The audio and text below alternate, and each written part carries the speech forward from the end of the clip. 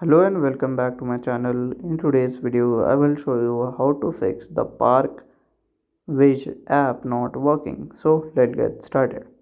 So here I can see the Park Wish app. At here I will likely see it. You can see it here.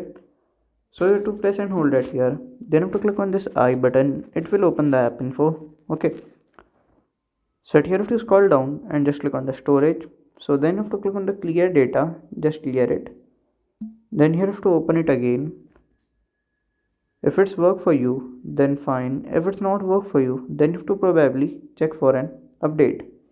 So checking for an update is easy. You can directly go to the Google search bar and you have to search for the Park Viz app. Then you have to click on here and just click on it here update button.